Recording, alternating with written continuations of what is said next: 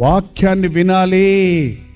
మీరు ఎంతసేపు వాక్యం విన్నా, ఆ విన్న వాక్యం మీ హృదయాలలో క్రియ జరగాలంటే మీరు ప్రార్థించుకోవాలి. ఎంతమంది మీలో ప్రార్థన చేస్తారు? చేయి చూపించండి చూద్దాం.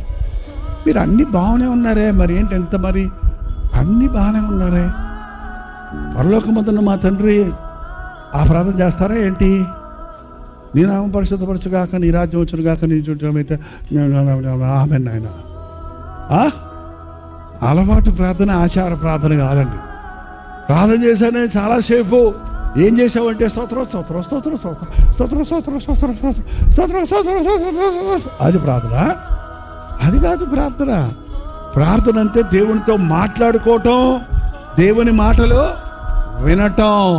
ఎలాంటి ఎంతమందికి అటువంటి సంబంధం ఉంది? గుంపులో చేసే ప్రార్థన, చర్చిలో చేసే ప్రార్థన చాలదు. యేసుప్రభు చెప్పాడు, ప్రార్థన చేయనప్పుడు నీ గదిలోకి వెళ్ళి తలుపేసుకొని రహస్యమందున్న నీ దేవునికి ప్రార్థన చేయి.